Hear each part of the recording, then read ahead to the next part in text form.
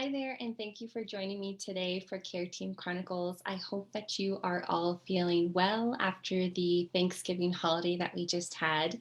And I thought it would be no better time than now to talk about the benefits of CBD for digestion and to go over a few of the questions you have had about CBD and your metabolism.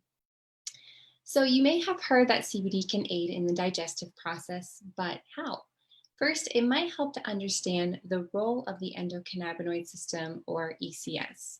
The role of the ECS, which comprises CB1 and CB2 receptors, the endocannabinoids, and their metabolizing enzymes, has been extensively studied for its presence in the gastrointestinal tract.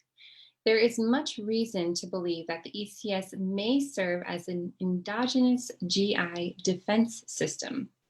In the digestive tract, high levels of endocannabinoids and of the enzymes responsible for their synthesis and metabolism are found.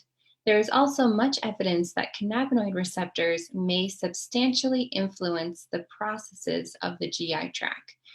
When we find that we are suffering from GI issues, whether this be an upset stomach from eating too much of the wrong food, or IBS, or whether it be much more severe, such as Crohn's or other IBDs, researchers are finding that phytocannabinoids, such as CBD, can have a benefit to the GI tract. Data from research accumulated thus far indicate that cannabinoids efficiently inhibit inflammation.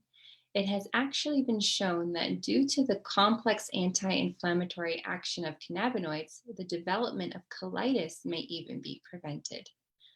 One of the beneficial properties you may have heard of CBD having are the anti-anxiety properties.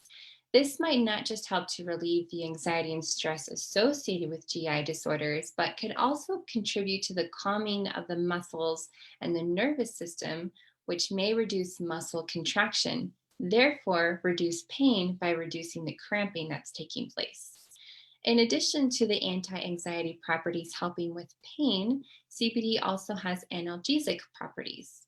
Research has shown that analgesic effect of cannabinoids is well described, especially in cases of somatic pain, which is pain in the tissues, to include tissues in the skin, skeleton, joints, and muscles. A couple of the other features of cannabinoids are that they may act as an antidiarrheal, and the regulatory actions of CBD on the small intestine may also help with intestinal transit.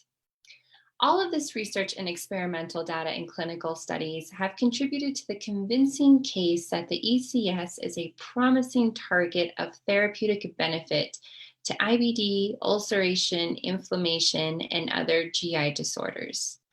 But what about when it comes to just our appetite and preventing an upset stomach? You know, those second and third helpings and the slight overeating that we've been guilty of. Well, it has been suggested through research in rats that increased fatty food intake, for example, our preference to potato chips versus, say, quinoa, is driven by gut-brain endocannabinoid signaling. Therefore, the modulating action of CBD on our endocannabinoid receptors may help to regulate these gut brain actions to potentially limit overeating from occurring. So, we are instead eating when we witness energy depletion rather than just reinforcing eating for pleasure. One question we recently had was, how can CBD help with weight gain? The ECS does play an important role in modulating metabolism and appetite. CBD may influence this by helping the browning of white tissue, which is the burning of fat in the body, and by promoting the metabolism of fats. CBD also contains omega-3s and GLA, which may be beneficial in preventing weight gain. So while CBD does not directly help you lose weight, it can help by modulating actions of our metabolism, contributing to our overall good health and well-being. If you are interested in knowing any more about CBD for potential digestive benefits, reach out to our care team. You can find our contact information here in the description. And don't forget to visit us at realmofcaring.org to check out our resources. Next week, I will be once again joined by Miss Lisa, where we will have our part two discussion on women's health.